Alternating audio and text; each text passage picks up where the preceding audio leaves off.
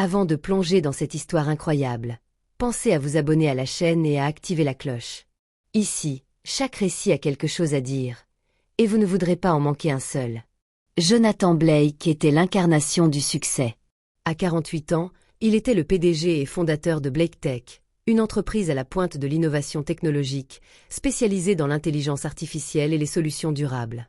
Son nom était synonyme de réussite dans le monde des affaires. Mais derrière cette façade brillante, Jonathan cultivait une vie familiale qu'il chérissait plus que tout. Il habitait une somptueuse maison perchée sur une colline dominant Seattle, avec une vue imprenable sur la baie et les montagnes lointaines. La maison, un mélange d'architecture moderne et de confort chaleureux, était le théâtre de nombreux souvenirs. Les rires des jumeaux, les dîners en famille, les soirées où Emily, sa femme, répétait quelques pas de danse dans le salon avant d'aller se coucher. Emily Blake n'était pas simplement une épouse ou une mère. Elle était le pilier émotionnel de la famille. Ancienne danseuse étoile de renom, elle avait raccroché ses chaussons après une blessure, mais avait su transformer sa passion en une carrière tout aussi passionnante. Directrice artistique dans une école locale de Seattle. Sa grâce naturelle et son énergie positive irradiaient dans la maison, donnant un équilibre parfait à la vie effervescente de Jonathan. Lucas et Emma, leurs jumeaux de 18 ans, étaient à l'image de leurs parents, brillants, généreux et profondément unis. Ils partageaient une complicité rare, passant des heures à discuter de projets futurs, de musique ou d'idées pour révolutionner le monde à leur manière.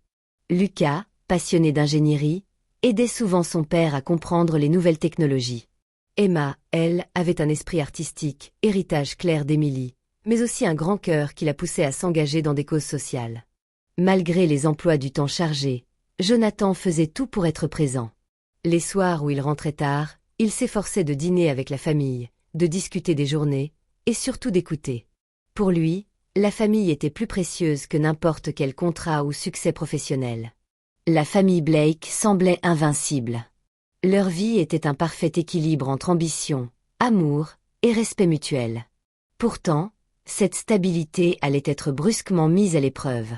Un matin d'octobre, Emily se réveilla avec une sensation inhabituelle de fatigue. Ce qui avait commencé comme une simple lassitude s'est rapidement transformé en douleur sourde, qu'elle tenta d'ignorer, comme elle l'avait toujours fait dans sa carrière artistique. Mais les jours passaient, et son état empirait. Lucas et Emma s'inquiétaient. Ils voyaient leur mère s'effacer peu à peu, perdre de son éclat et de son énergie. Lors d'une visite médicale, après plusieurs examens approfondis, le verdict tomba comme un coup près.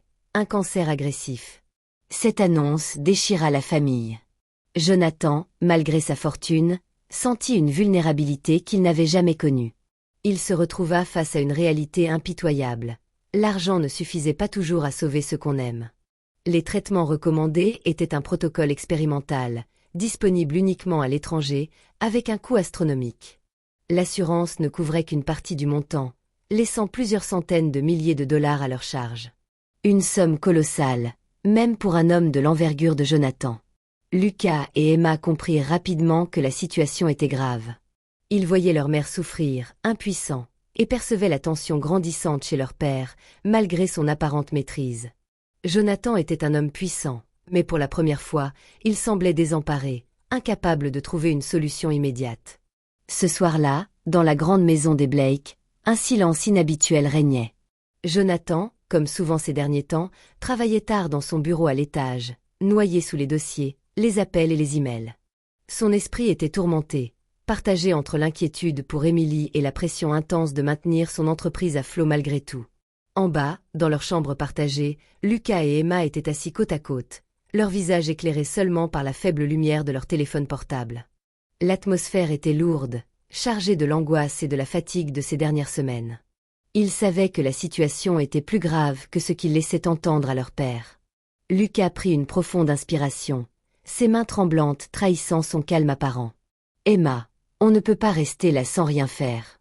Maman a besoin du traitement, et même si papa est millionnaire, il a ses limites. » Emma hocha la tête, les yeux brillants d'une détermination silencieuse. « On doit trouver une solution, et vite. » Leur regard se posa sur la Mustang Shelby rouge vif, brillant dans le garage, une voiture de collection précieuse que leur père leur avait offerte pour leurs 16 ans.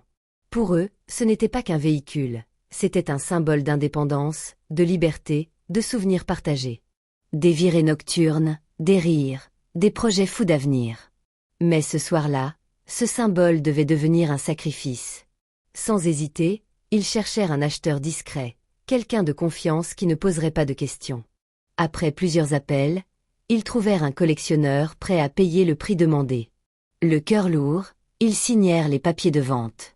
Avec l'argent en main, ils avancèrent une partie du paiement du traitement expérimental de leur mère. Ils savaient que ce geste pouvait fâcher leur père, qu'ils se sentiraient trahis, qu'ils pourraient perdre confiance. Mais rien n'était plus important que la vie d'Émilie. Quelques jours plus tard, Jonathan rentra à la maison plus tard que d'habitude, fatigué et préoccupé. En entrant dans le garage, il eut ce réflexe simple et presque mécanique de chercher sa Mustang. Mais la voiture n'était plus là. Un sentiment immédiat de panique le submergea. Était-elle volée? Était-ce une erreur? Il appela Lucas et Emma en courant, le souffle court. Quand les jumeaux apparurent, les regards baissés, Jonathan sut. Ils lui expliquèrent calmement ce qu'ils avaient fait, le sacrifice qu'ils avaient pris pour avancer les frais de traitement. Une colère sourde monta en lui, mêlée à une douleur profonde. Comment avait-il pu agir sans lui, sans en parler? Comment n'avait-il pas réussi à leur transmettre qu'il fallait agir ensemble, en famille? Mais sous cette colère, une autre émotion plus puissante s'imposa, la fierté. Fierté de voir leur cœur battant d'amour et de courage, prêts à tout sacrifier pour sauver leur mère. Jonathan, les yeux embués, les prit dans ses bras. « Vous êtes incroyable. Vous m'avez montré ce que l'amour veut vraiment dire. » Alors que Jonathan s'investissait corps et âme dans l'organisation des traitements pour Émilie, jonglant entre rendez-vous médicaux, négociations avec les spécialistes à l'étranger et démarches administratives, une autre tempête se préparait dans l'ombre, celle qui menaçait l'entreprise qu'il avait bâtie de ses mains. Un matin, alors qu'il parcourait distraitement les rapports financiers en se préparant à une nouvelle réunion, une série d'anomalies attira son attention. Des flux de capitaux inexplicables, des transactions suspectes, des comptes qui ne correspondaient pas aux chiffres précédemment approuvés. Au début, il pensa à une erreur de saisie, mais à mesure qu'il creusait, le doute grandissait. Jonathan comprit vite que ces irrégularités n'étaient pas le fruit du hasard, mais bien d'une manipulation délibérée. Certains associés, profitant de son absence prolongée et de son esprit accaparé par la maladie d'Émilie, avaient commencé à détourner des fonds. L'entreprise, jusqu'ici synonyme de stabilité et d'innovation, était devenue vulnérable. Et c'était là le vrai danger, non seulement la santé d'Émilie, mais aussi l'avenir de Blake Tech, le rêve de toute une vie, était menacé. Jonathan décida alors de mener une enquête discrète, sollicitant l'aide d'une petite équipe de confiance.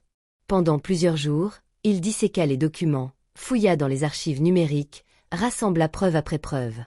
Et à sa grande consternation, il découvrit l'inimaginable. Le principal instigateur de cette trahison n'était autre que Richard Collins, membre du conseil d'administration et son ami de longue date. Richard, autrefois son confident, son allié dans les moments difficiles, était devenu jaloux de la réussite de Jonathan. Frustré par une carrière stagnante, rongé par l'envie et l'amertume, il avait profité du moment de faiblesse pour tenter de s'emparer du contrôle de Blake Tech. Mais Richard n'avait pas anticipé la détermination farouche de Jonathan. Armé de preuves solides, Jonathan prépara une confrontation publique. Lors de la prochaine réunion du conseil d'administration, il révéla l'étendue de la trahison. La salle, habituellement calme et protocolaire, se transforma en champ de bataille. Richard, pris sur le fait, riposta avec virulence. Accusations, menaces voilées, tentatives de déstabilisation, la lutte pour le pouvoir éclata au grand jour. Mais Jonathan, malgré la douleur qui l'habitait, la fatigue et la peur pour sa femme, resta inébranlable. Chaque mot, chaque geste témoignait de sa volonté de défendre ce qu'il avait construit. La bataille fut rude, mais elle renforça sa résolution.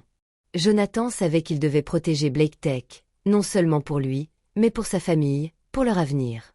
Malgré les trahisons, les nuits sans sommeil et la pression constante, Jonathan trouva un nouveau souffle dans ce qu'il avait peut-être trop longtemps négligé, la chaleur de sa famille. Lorsque tout semblait s'écrouler, son entreprise minée par la corruption, la santé d'Émilie suspendue à un fil, c'est dans les gestes silencieux mais puissants de ses enfants et dans la résilience de sa femme qu'il puisa la force de continuer. Émilie fut transférée dans une clinique spécialisée en Suisse, réputée pour ses traitements expérimentaux. Les frais initiaux furent couverts grâce à l'argent avancé par Lucas et Emma. Ce geste, empreint de maturité et de sacrifice, bouleversa Jonathan plus que tout. Il comprit que ses enfants n'étaient plus de simples adolescents, mais des jeunes adultes capables de courage et de noblesse dans les moments les plus sombres. Chaque jour, il échangeait avec Émilie par visioconférence. Elle, affaiblie par la chimiothérapie mais le regard toujours lumineux, lui rappelait que l'amour se tissait dans les épreuves, pas dans le confort. Elle refusait de se laisser abattre, et cela inspirait Jonathan à se battre aussi de son côté. Avec l'aide d'un avocat spécialisé en fraude interne, il consolida le dossier contre Richard Collins. Les preuves étaient accablantes, documents trafiqués, détournements, tentatives d'éviction. Lors d'une réunion extraordinaire, Jonathan, face aux membres du conseil, exposa les faits calmement mais fermement. Richard tenta une ultime défense, évoquant des erreurs comptables, un malentendu, mais c'était trop tard. Le masque était tombé. Le vote fut unanime. Richard fut exclu du conseil d'administration et des poursuites judiciaires furent engagées. Blake Tech, bien que secoué, fut sauvé. Jonathan réorganisa l'équipe dirigeante, s'entourant cette fois de collaborateurs honnêtes, capables et humains. Pendant ce temps, Lucas et Emma vivaient aussi leur propre transformation. La perte de leur Mustang, cette voiture symbole de liberté et de jeunesse, avait laissé un vide. Mais ce vide fut bientôt comblé par un sentiment bien plus profond, la fierté d'avoir agi pour sauver leur mère. Ils comprirent que l'amour ne se mesure pas à ce qu'on possède, mais à ce qu'on est prêt à offrir sans attendre en retour. Émilie, petit à petit, reprit des forces. Son traitement porta ses premiers fruits. Les médecins restaient prudents, mais parlaient enfin d'espoir. Elle rentra à Seattle après plusieurs mois, plus amaigrie, mais avec une lueur de victoire dans les yeux. Pour fêter ce retour à la vie, Jonathan organisa un dîner intime à la maison, en famille. Rien de grandiose. Juste eux, autour d'une table, des rires, des souvenirs partagés, et ce sentiment inestimable d'avoir survécu ensemble. Quelques semaines plus tard, arriva l'anniversaire des jumeaux. Jonathan leur tendit chacun une clé, mais ce n'était pas n'importe quelle voiture qui les attendait dans l'allée. Il s'agissait d'un modèle hybride, élégant mais sobre, choisi avec soin. Pas pour flatter l'ego, mais pour honorer la maturité dont ils avaient fait preuve. « Ce n'est pas une récompense », leur dit Jonathan, ému. « C'est un hommage. À votre courage. À votre amour. Vous m'avez rappelé ce qui compte vraiment. » Il regarda Émilie, qui lui sourit faiblement en posant sa main sur la sienne. Puis ses yeux se posèrent sur ses enfants, plus grands qu'ils ne les avaient jamais vus. Dans ce moment suspendu, il comprit une vérité simple mais absolue. Même avec tout l'argent du monde, ce sont les liens invisibles, la confiance, la loyauté, la famille qui donnent à la vie sa vraie valeur. L'amour ne se mesure pas en actions en bourse, mais en sacrifices silencieux, en regards complices, en mains qui se tiennent dans la tempête. Et ainsi, dans cette maison qui avait connu les larmes, la colère et la peur, régnait de nouveau la lumière. Pas celle du luxe, mais celle de la résilience. La famille Blake, plus unie que jamais, savait désormais qu'ensemble, rien ne pourrait jamais les briser. Le ciel de Seattle avait cette teinte dorée si particulière des fins d'été. Dans le vaste jardin de la maison Blake, des guirlandes lumineuses étaient suspendues entre les arbres, et des éclats de rire flottaient dans l'air tiède. Ce jour-là, la maison accueillait une célébration bien spéciale. Émilie, désormais en rémission complète, riait en tenant un verre de limonade à la main. Son visage, toujours marqué par les épreuves passées, était illuminé par la paix intérieure. Ses cheveux, plus courts qu'autrefois, étaient devenus son symbole de renaissance. Elle n'enseignait plus à plein temps, mais avait ouvert une petite fondation artistique pour enfants malades, un projet né de sa propre traversée du désert. Lucas et Emma, aujourd'hui âgés de 23 ans, étaient de jeunes adultes accomplis. Lucas, après avoir étudié l'ingénierie biomédicale, avait intégré une start-up qui développait des technologies pour améliorer les traitements contre le cancer. Ce choix n'était pas anodin. Il voulait rendre hommage à ce que sa mère avait enduré et permettre à d'autres familles d'avoir une chance. Emma, quant à elle, s'était tournée vers le journalisme humanitaire. Après avoir écrit un mémoire bouleversant sur les sacrifices familiaux, elle avait été remarquée par un grand média national. Elle voyageait souvent, mais rentrait toujours à Seattle pour les dates importantes, et aujourd'hui en était une. Ce jour-là, c'était l'anniversaire de mariage de Jonathan et Émilie, 25 ans d'amour, de haut et de bas, de promesses tenues et de combats partagés. Mais c'était aussi le jour où Lucas allait faire une annonce importante. debout sur la terrasse familiale. « Papa, maman, dit-il, la voix tremblante d'émotion. Je voulais vous dire que je viens d'être accepté pour diriger un programme de recherche à Boston. C'est un immense pas pour moi, mais je ne l'aurais jamais fait sans tout ce que vous m'avez appris, le courage, l'humilité et l'amour. » Un tonnerre d'applaudissements éclata, mais Jonathan resta figé un instant, les yeux embués. Il revoyait son fils adolescent, vendant une voiture de rêve pour sauver sa mère. Il voyait sa fille, à l'époque silencieuse, devenir aujourd'hui une voix pour ceux que le monde ignore.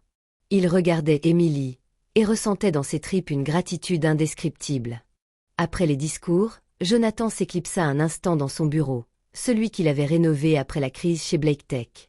Sur son étagère, entre ses récompenses et diplômes, trônait une photo encadrée, les jumeaux à 16 ans, debout devant leur Mustang Shelby, sourires éclatants.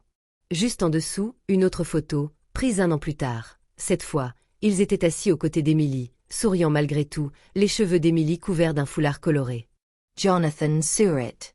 Il avait compris que la richesse ne se mesurait pas à la taille de son entreprise, ni à la puissance de son compte en banque.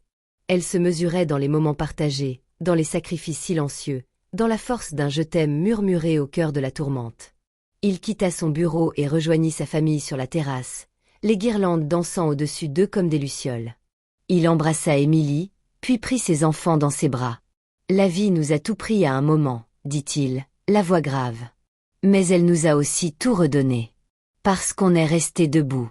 Ensemble. » Et sous les étoiles, la famille Blake célébrait non pas une victoire spectaculaire, mais une vérité bien plus belle. Il n'y a pas de plus grand pouvoir que celui de l'amour quand il est porté par le courage.